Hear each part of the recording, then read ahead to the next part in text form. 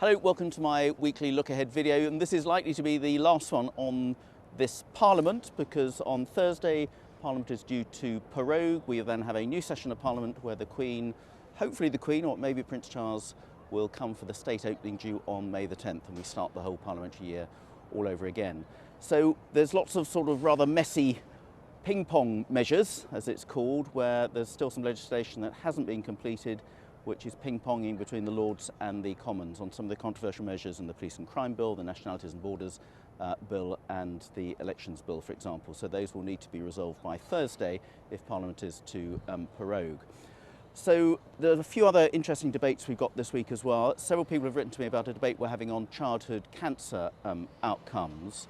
And I'm going to try and sit in on that because I know that affects many teenagers in particular who've been getting cancer. We need to make sure that that early treatment is available for them. We've got, not surprisingly, another debate on Ukraine.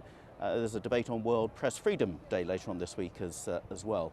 But I've got lots of other events outside of the Chamber on in Parliament this week. On Monday I was really pleased to welcome a group from the Shoreham Beach Residents Association who came up for a tour of Parliament, and then we had a discussion and question time after that. I always welcome residents, constituents up. If you're interested in bringing a group, big or small, then let me know. And later on in the year, Big Ben is going to be opening again sometime in the winter, and we can organise tours up Big Ben as well. Just a warning, it's 334 steps. You need to be over the age of 12 and physically fit, but it's fascinating to see after all the refurbishment that's gone on there as well.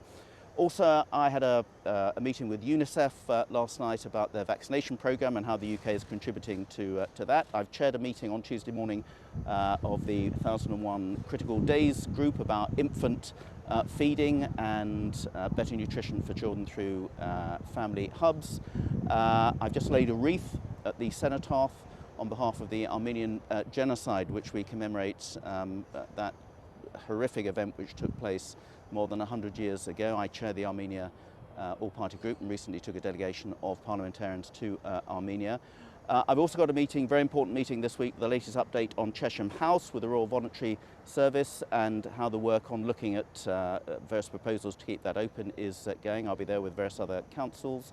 Home Affairs Select Committee, this week we have released our report on spiking. It's a really interesting report. I'll put something on my Facebook page where you can read about our findings. We're also starting a new major inquiry on drugs as well. We've got a meeting later in the week with the Refugees Minister about how we're dealing with people, family coming across from Ukraine. We've got a meeting of the all-party group on polar regions around climate change. I've got Levelling Up Coastal Communities meeting, where I raise the whole subject of deprivation issues which are particularly facing coastal communities on the south coast and elsewhere in the country. I've got a school, Lancing College, coming up with their students to visit for a tour later on this week. On Friday we've got meetings over the continuing problems with Mariners Point on Shoreham Harbour with Councillor Kevin Boreham. I've got a surgery in Worthing later that day, a scheduled surgery for people who want an appointment. Just ring up the office, and then it's the Worthing Society, Law Society annual dinner on the Friday night, which is always a good occasion. And I should be around the constituency all day because it's also canvassing for elections coming up on Saturday. I probably won't do a video next week because Parliament won't be sitting, and they'll be back the week after. And don't forget to vote, whichever way you vote, but do go and exercise your vote on polling day, May the 5th, for elections in Ada and in Worthing.